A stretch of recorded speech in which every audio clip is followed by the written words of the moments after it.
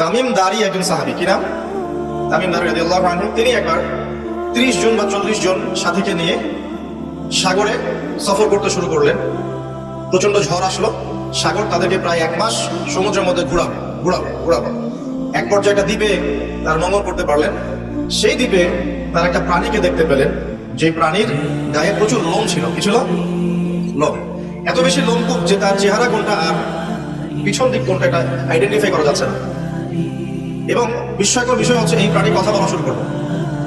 তারা বললো, তোমরা কারা? তারা বললো, আমরা আরব থেকে এসেছি। এরকম কিছু কনভারসেশন হলো। তখন সেই প্রাণী বললেন বা বলল, তোমাদের অপেক্ষা করছে একজন ব্যক্তি, আমার সাথে আসো। তখন এই 30 জন বা 40 জন সাহাবী তারা তামিম দারির সাথে গেলেন। সাহাবী বলছে এই অর্থে যে তারা পরবর্তীতে মুসলিম হয়েছিল, এই ঘটনার পরে তারা মুসলিম হয়েছিল আলহামদুলিল্লাহ। তো তারা গিয়ে দেখলেন শেকল দিয়ে একজন ব্যক্তিকে বাঁধা আছে, যে ব্যক্তি খুবই শক্তিশালী, তাকে শেকল দিয়ে বেঁধে রাখা হয়েছে। এবং সেই ব্যক্তি তাদেরকে জিজ্ঞাসা করছিল, তোমরা কোথা থেকে এসেছো? তামিম দারি রাদিয়াল্লাহু আনহু তিনি বলছেন, আমরা মক্কা থেকে এসেছি, মদিনা মক্কা থেকে এসেছি। কি উদ্দেশ্যে? এই উদ্দেশ্যে, তোমাদের সেখানে একজন ব্যক্তি আছে মুহাম্মদ, তার কি খবর? তামিম দারি রাদিয়াল্লাহু আনহু বলছেন, তার খবর হচ্ছে বালতির মতো। কিসের মতো? বালতির মতো। কখনো তিনি বিজয় লাভ করছেন, কখনো আবার মুশরিকরা বিজয় লাভ করছেন। মানে বদরের যুদ্ধে তিনি জয়লাভ করেছেন, উহুদের যুদ্ধে আবার মুশরিকরা মুসলিমদেরকে বিপর্যয়ের সম্মুখীন করেছেন। জিজ্ঞাসা করলেন, তাবারিয়া হ্রদ ছিল? তিনি বলছেন, হ্যাঁ চিনি। তাবারিয়া হ্রদে কি পানি আছে? তামিম দারি রাদিয়াল্লাহু আনহু বলছেন, হ্যাঁ পানি আছে। এই ব্যক্তি তখন বলছেন, অতি শীঘ্রই সেখানে কোনো পানি থাকবে না। আবার প্রশ্ন করছেন, বাইসানের খেজুর গাছের নাম শুনেছ? তামিম দারি বলছেন, শুনেছে। সেখানে কি খেজুর আছে? তামিম দারি বলছেন, প্রচুর খেজুর আছে। এই ব্যক্তি বলছে যে অতি সত্য সেখানে কোনো খেজুর থাকবে না। এরকম কিছু কথা বলার পরে তামিম দারি তাকে জিজ্ঞাসা করলেন, আপনি কে? এত প্রশ্ন জিজ্ঞাসা করছেন, তুমি কে? তোমার পরিচয় তো? তখন এই ব্যক্তি বলছিলেন, আমার পরিচয় তোমরা খুব শীঘ্রই জানতে পারবে।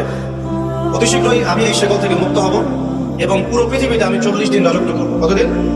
40 দিন। তবে মক্কা এবং মদিনায় আমি প্রবেশ করতে পারবো না, কারণ সেখানে প্রবেশ করলেই দেখা যাবে আল্লাহর ফেরেশতারা খোলা তরবারি হাতে মক্কা মদিনা পাহারা দিচ্ছে।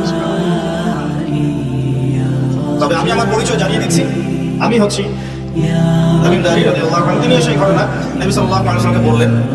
বলার পরে নবী সাল্লাল্লাহু আলাইহি ওয়াসাল্লাম তার চেহারাটা উজ্জ্বল হয়ে উঠল। তিনি মিম্বরে দাঁড়িয়ে বললেন, আমি কি তোমাদেরকে বলিনি এইরকম একটা সত্তার কথা, এমন একটা ভয়ঙ্কর ফিতনার কথা? সাহাবীরা বলেন, হ্যাঁ আপনি বলেছিলেন। তামিম দারি আজকে সেটাই দেখে এসেছে, তোমাদেরকে সেই ঘটনা সে ব্যাখ্যা করছে।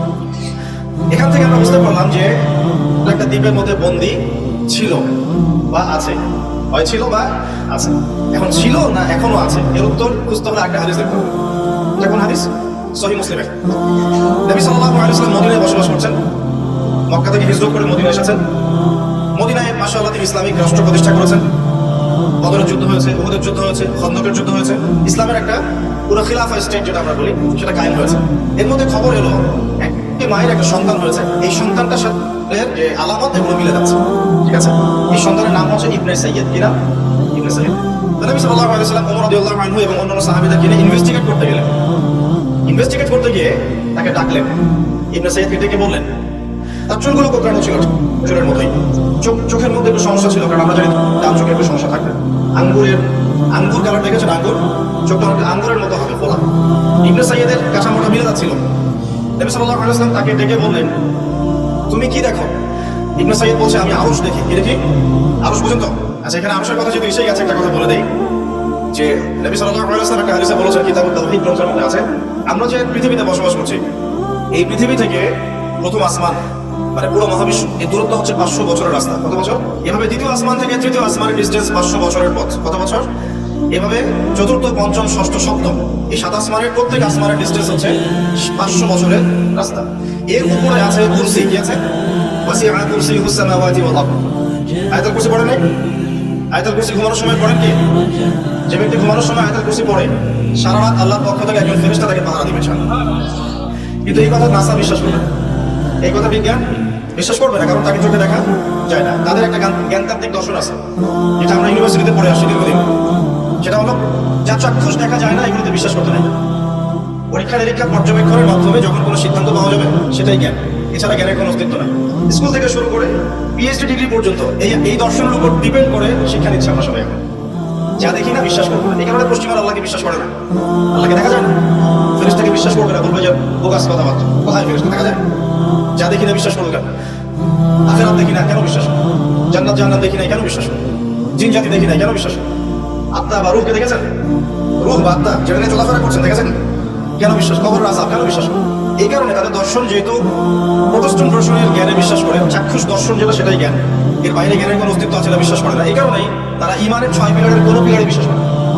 আর ইমানের 6 পিলারই কিন্তু গায়েব, গায়েব না? আল্লাহ বিশ্বাস, ফেরেশতায় বিশ্বাস, নবী রাসূলগণ, আসমানি কিতাব, পরকাল, তাকদীর, এগুলো কি দেখা যায়? এমনকি আমরা তো আমাদের নবীজিকেও দেখি নাই, দেখেছি? সাল্লাল্লাহু আলাইহি ওয়াসাল্লাম। আমরা শুধুমাত্র কোরআন দেখছি এবং হাদিসের গ্রন্থগুলো দেখছি, এর বাইরে কিন্তু আমরা কিছু দেখছি না। তো তারা আবার পরিকল্পিতভাবে তাদের দর্শনটাকে প্রতিষ্ঠা করার জন্য এবং আমরা যে গায়েবে বিশ্বাস করি এই দর্শনটাকে এলিমিনেট, বাতিল করার জন্য কিছু শব্দ চালু করেছে। একটা শব্দ মৌলবাদী, একটা শব্দ ধর্মান্ধ। থামেন, ঠিক বেঠিক বলার দরকার নাই, ঠান্ডা মাথায় লেকচার শুনুন। কোরআন সুন্নাহর কথা ঠিক বললেও ঠিক, না বললেও কি ঠিক কিনা বলেন? আচ্ছা, পশ্চিমারা তাদের দর্শনটাকে বাস্তবায়ন করার জন্য, যে আমরা চোখে যা দেখি তাই বিশ্বাস করবো, এর বাইরে কিছুই বিশ্বাস করবো না, এই দর্শনটাকে সাবিত করার জন্য এবং আমাদের যে গায়েবে বিশ্বাস, অদৃশ্য আমরা বিশ্বাস করি, এটাকে এলিমিনেট, বাতিল করার জন্য এই শব্দ দুটো চালু করেছে। যখন আপনি বলবেন আমি বিনা বাক্য ব্যয়ে আল্লাহকে বিশ্বাস করি, মালায়েকা বিশ্বাস করি, নবী রাসূল বিশ্বাস করি, পরকাল, কবর আযাব, জান্নাত জাহান্নাম সব বিশ্বাস করি, তারা আপনাকে বলবে আপনি ধর্মান্ধ। কারণ আপনি অন্ধভাবে বিশ্বাস করছেন তো, আপনি অন্ধভাবেই বিশ্বাস করছেন তো। আপনি কি প্রমাণ করতে পারবেন জিন জাতির অস্তিত্ব? আপনি কি ল্যাবরেটরিতে বসে বসে, আমরা যে ফিজিক্স, কেমিস্ট্রি, বায়োলজি ল্যাবরেটরিতে বসে না প্র্যাকটিক্যাল, এই প্র্যাকটিক্যাল কাজগুলোর মধ্য দিয়ে কি আপনি আত্মার অস্তিত্ব প্রমাণ করতে পারবেন নাকি? যারা হার্ট স্ট্রোক করে মারা যাচ্ছে, বুঝছে না? আমরা কি বলছি? হৃদযন্ত্রের ক্রিয়া বন্ধ হয়ে মারা গেছে, ইন্না লিল্লাহি ওয়া ইন্না ইলাইহি রাজিউন। মাইকিং করে বেড়াচ্ছে, তাই না? হৃদযন্ত্রের ক্রিয়াটা বন্ধ হলো কিভাবে?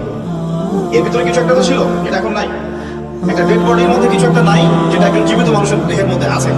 আপনার দেহে কি আছে যেটা একটা মৃত মানুষের দেহে নাই? বলে কি নাম এটা? এই রূহটাকে পশ্চিমারা কি বিশ্বাস করতে পারবেন? গিলাতে পারবেন? গিলাতে গেলে বলবে আপনি ধর্মান্ধ। কথা বোঝার চেষ্টা করেন কেন তারা শব্দগুলো ছড়িয়ে দিয়েছে। আর যখন আপনি মৌলিক বিষয়গুলো মেনে চলবেন তখন আপনাকে বলবে মৌলবাদী হয়েছে। অথচ এই মৌলিক বিষয়গুলো মেনে না চললে কিন্তু আপনি মুসলিম হতে পারছেন।